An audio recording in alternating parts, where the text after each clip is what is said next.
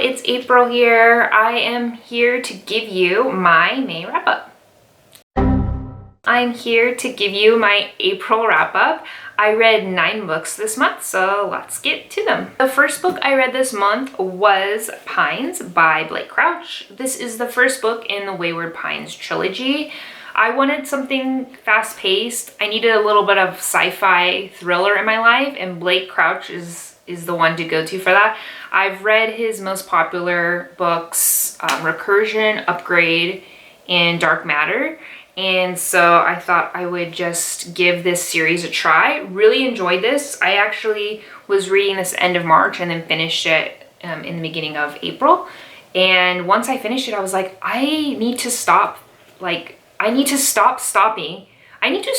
stopping in the middle of series. That makes sense.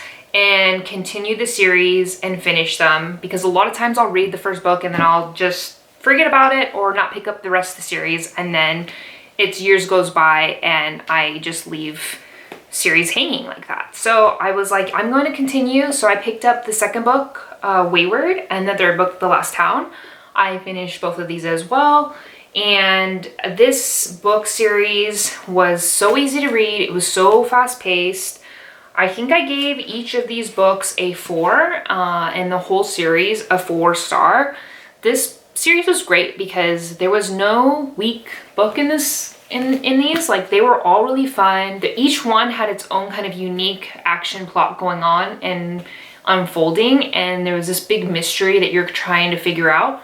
And this was just a great hit of action, thriller, mystery, and it was really fun. And page 1, the action starts and you're just writing the whole series, and you're trying to figure out what's up with this little town, where is this going, who's good, who's bad, who knows what. And it was just really fun. So I gave this entire series 4 stars. The next book I read was Soldier Sailor by Claire Kilroy. This is longlisted for the Women's Prize Fiction this year, 2024. And I talked a little bit about this one in my book haul. I did enjoy this one. Kind of spoke about how the perspective and the point of view in this was very different. The whole book, the author, who is a mother, is talking to her child as if she's retelling this time of her life to her child. And it is about the really hard first year or two of having your first child, and the postpartum that comes with it, the mom guilt, the anxiety, and it was really stressful to read, to be honest. And I think I ended up giving this a 3-star because yes, it was a good book and it was well written, but I think that point of view was kind of taxing on me over time. And then, like I said, it was just really stressful. It wasn't really an enjoyable read. So I gave Soldier Sailor 3 stars. The next book I read was Shiner by Amy Jo Burns. I read Mercury by this author at the beginning of this year, loved it, had never read anything by her, and so I decided to pick up another book by her, and I loved this one just as much. It's very similar to Mercury. It is very much about family dynamics, the skeleton in the closet. It was just such a beautiful read. Amy Jo Burns has a way of writing without a ton of flowery language, but she writes very simplistic, and it really packs an emotional punch with the way that she forms her sentences and the way that she describes things. And this one I really, really loved. I tabbed quite a bit. I'm not a tabber, but this one I had to. I gave this one 5 stars. I highly recommend her. I feel like no one really reads a lot of her books, or at least a lot of the people that I follow and that I see online, I haven't heard a lot of commentary about Burns's works. So I hope she gets a little bit more attention. I'm really enjoying them. I think I will read her memoir, Cinderland, next. And I'm really excited to have discovered her this year. So really, really good book. The next book that I read, I was trying to finish a lot of series this month that I had kind of left hanging on my shelf because there's a lot of books in series that I want to start. So I was like, I need to finish up some of the old ones.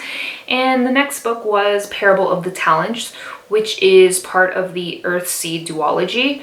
I read Parable of the Sower, which is the first book, last year, but I read it over a span of 3 months on and off because I read it during the time that I had my child. So I decided that this would be a great time to pick it up again because I could read this second book a lot quicker. And I really enjoyed this one. I think if you don't like the doom and gloom that happened in the first book, you might not like this one because it is very doom and gloom like the first one. Octavia Butler is such a master storyteller, and the way that she crafts her story and her characters and writes, I just really enjoy anything that I've read from her, and so this was no different. I ended up giving this one a 5-star. I think that I was pleasantly surprised by the ending because I was worried because it's post-apocalyptic. I can't say that word now. And because it is so doom and gloom the entire series, I felt like it probably wasn't going to end on an optimistic note, but pleasantly surprised. There's a little bit of hope and light at the end, and I'm really glad to have read this duology. Next book I read, I was continuing my Throne of Glass journey with Assassin's Blade.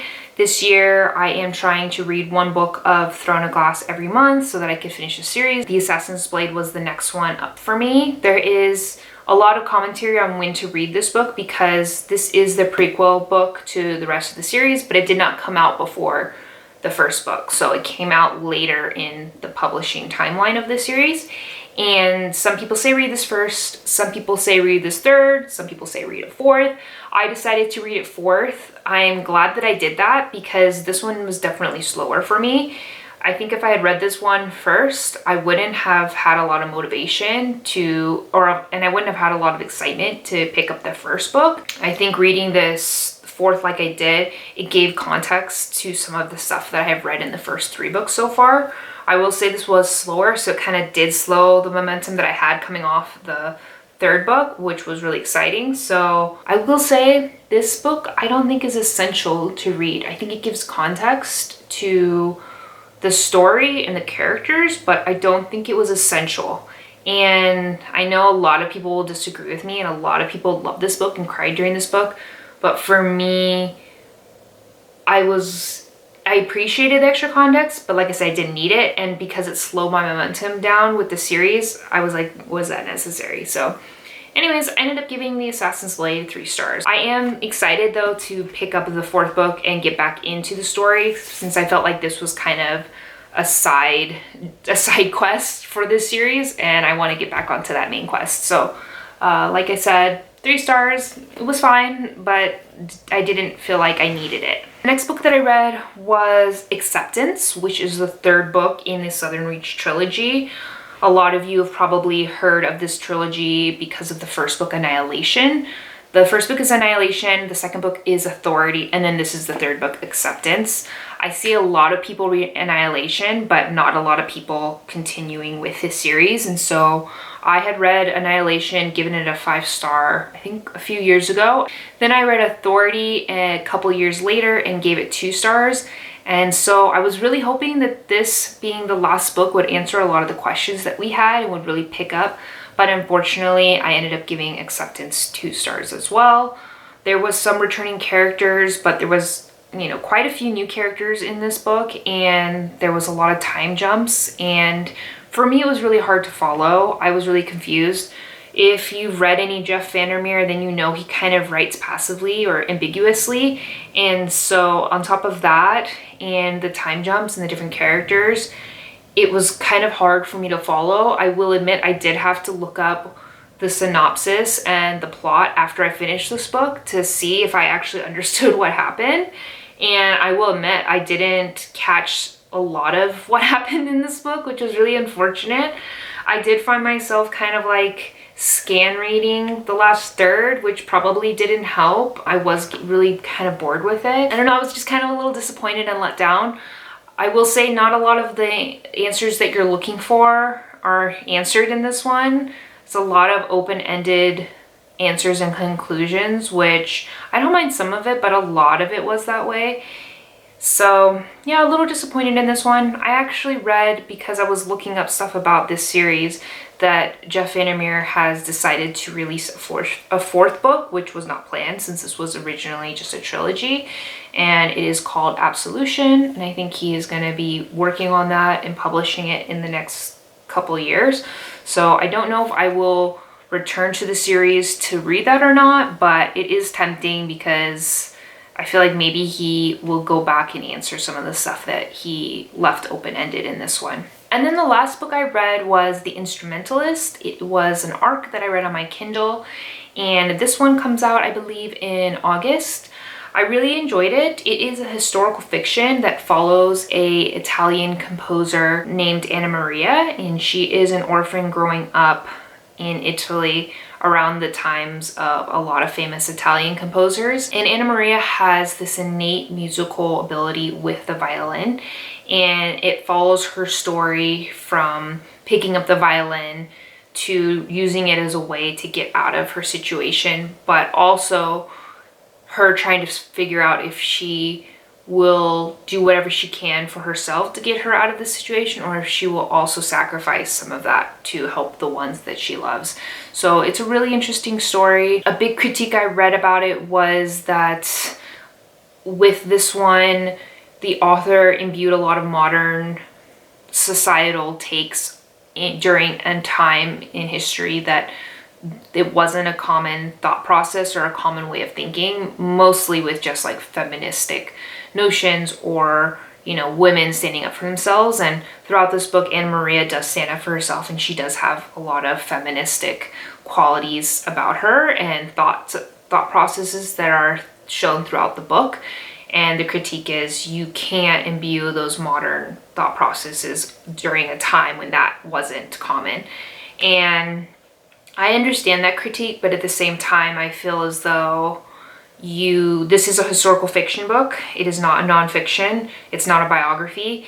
And in the author's note, the author does talk about Anna Maria and does explain that there isn't a lot written about her and that she filled in a lot of the gaps herself. And I do see that, and I think that she did that so that it is an enjoyable read, that it is entertaining. And I don't mind when authors take that liberty, especially because it's a fiction book. It's not nonfiction.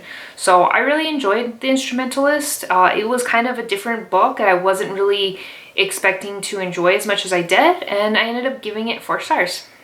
So this is the physical stack of the books that I read, not including the ARC that I read on my Kindle.